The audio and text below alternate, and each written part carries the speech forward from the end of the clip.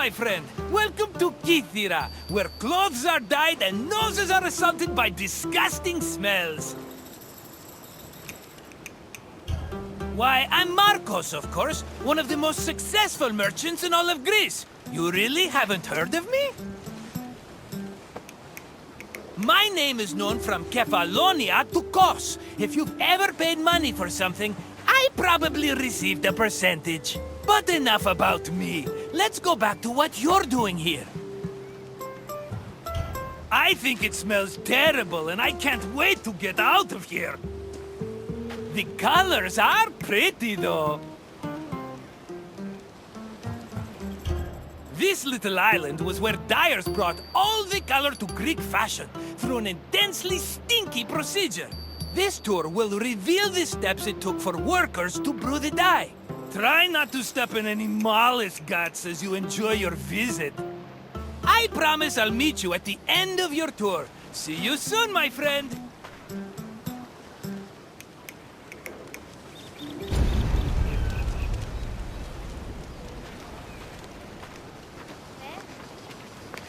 In Greece, fabric and clothing were colored using natural dyes from shellfish, insects, and plants. Skilled craftsmen across the Greek world extracted dyes from these sources and combined them with other substances to create a variety of colors. The dyeing process supposedly produced incredibly pungent smells, and ancient writers would often comment on the stink in their works.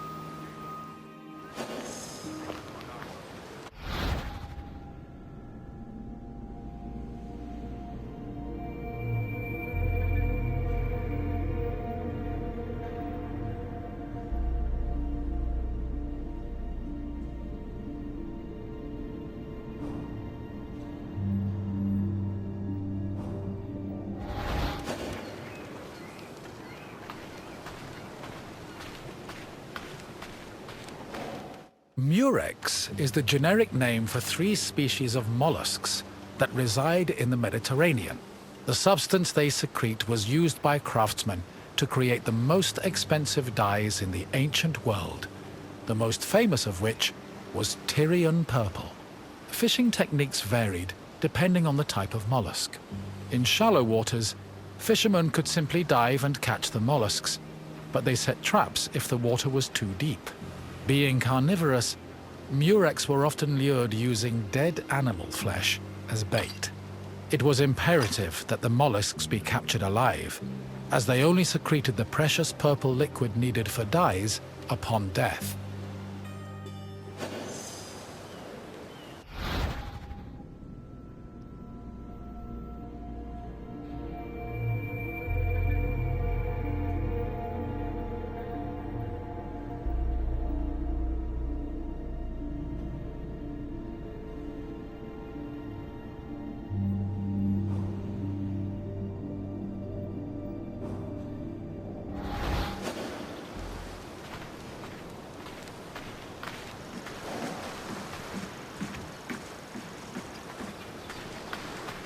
The purple liquid that made up most dyes came from a gland in the murex. To collect it, workers would either crack open the mollusk's shell with a knife, or if it was smaller, crush it with a stone. Each mollusk only produced a small amount of liquid, and thousands of them were needed to produce even a gram of the substance. Because of this, captured mollusks were usually kept alive in seawater immersed baskets, until enough had accumulated to produce a satisfactory amount of dye.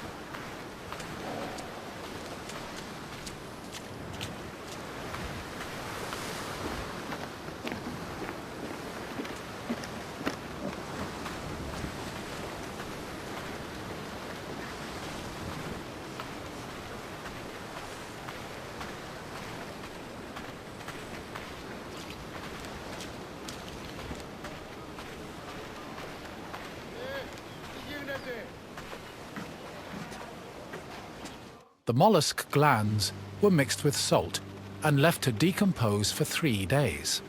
Afterwards, the resulting mash was placed in a vat, where it boiled until it was thickened and reduced to 1/16 of its original volume. The dyers stirred this mixture and removed any impurities. This process produced the foul odor so reviled by ancient writers.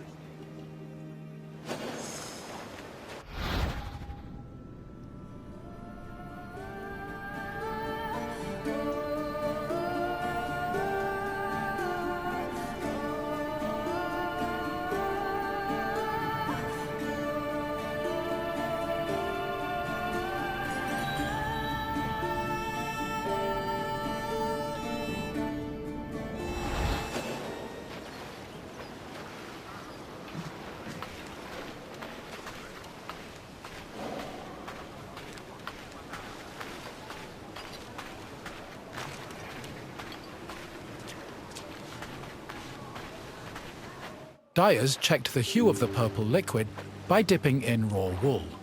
The hue could be changed by adjusting the temperature of the liquid and by soaking the wool for different periods of time, with longer soaking producing deeper shades. The wool was dyed once before spinning and again before weaving to ensure it maintained its color. While Murex purple dyed wool easily, it did not adhere as well to other fabrics, such as linen.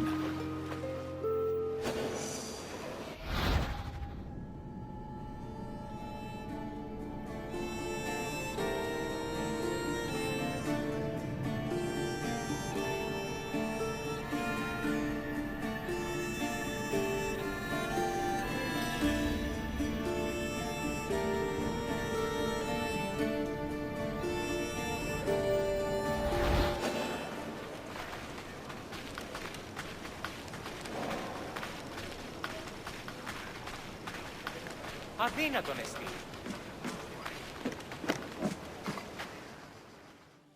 Most Greek garments were made from rectangular fabric that was rarely cut or sewn. They were normally folded around the body, with girdles, pins, and buttons. Dyeing served to give the garments a more unique style. Decorations were also widely used, and were either woven or painted on. They depicted things like animals, human figures, and mythological scenes.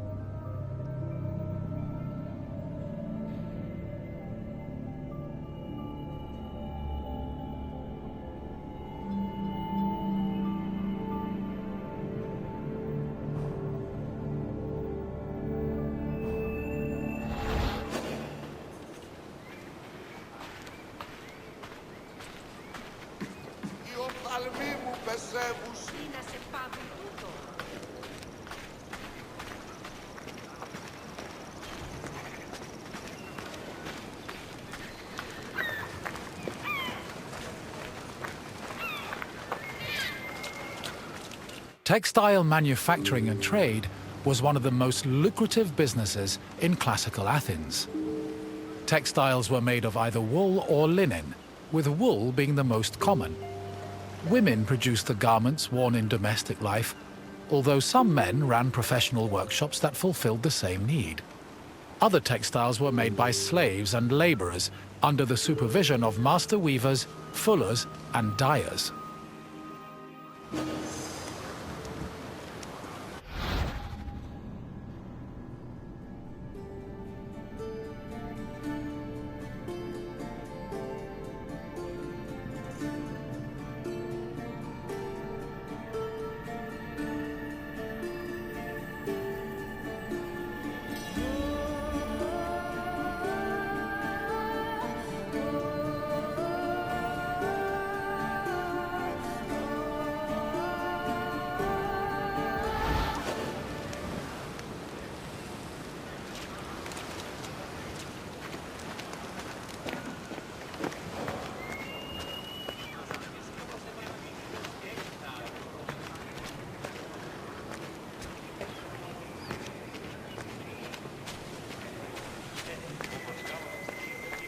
Clothes didn't just keep people warm. They were used as a way to communicate social identities, like gender, status, and ethnicity. These could be expressed through garments and accessories, but also jewelry, hairstyles, perfumes, and cosmetics. Wealthy Greeks usually had garments of the highest quality, and all their accessories were decorated with gold, silver, or gemstones. Parasols and fans were also an important part of elite fashion, and were usually carried by accompanying slaves.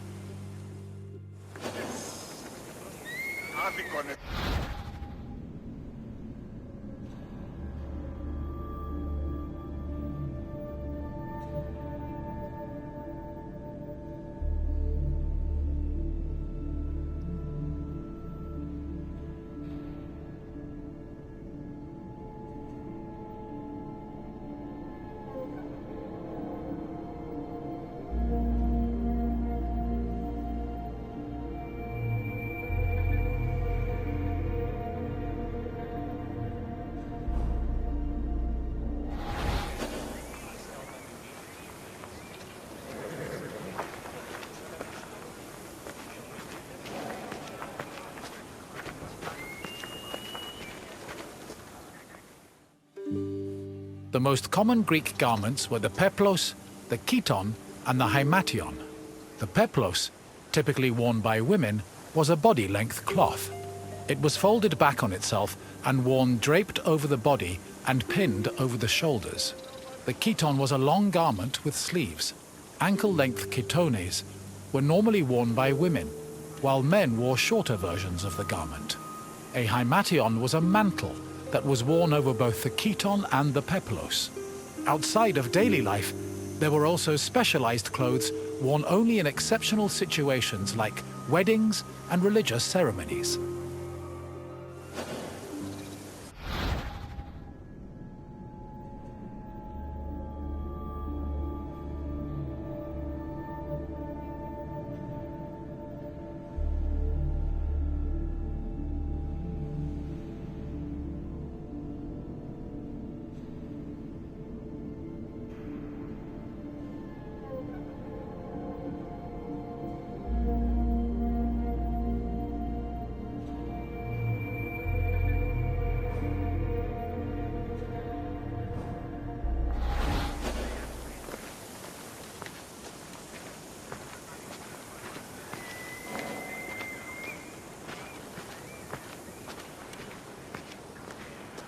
Good to see you again, my friend. I bet your clothes feel heavier now that you know how many mollusks were killed to dye them. But let's change the subject, yes? What else can I do for you? Then let's get right into it, starting with this question. Which purple dye was the most famous? I'm not familiar with that specific shade. Sounds like something the Spartans would like. Try another answer. No, although I think I'll use that name if I ever market my own dye. Marcos's Marvelous Mauve has a nice ring to it. I don't think so. Try again. Yes, the purple created from murex secretions was one of the most expensive and well-known dyes in the world.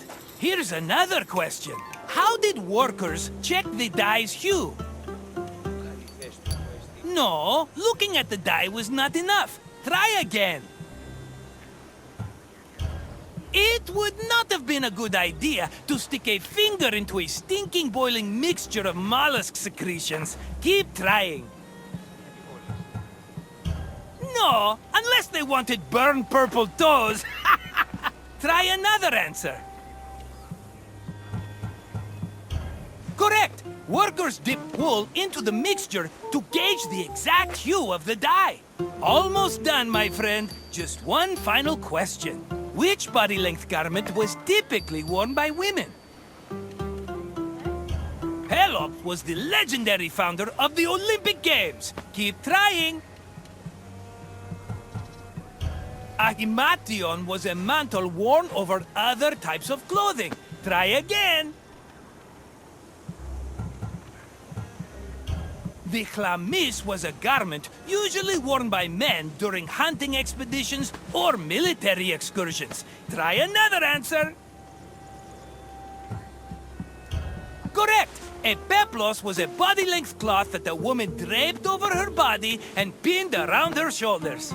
I had no idea you were so knowledgeable about fashion, but look at you. I should have known from what you're wearing. You've got it, my friend. Farewell for now.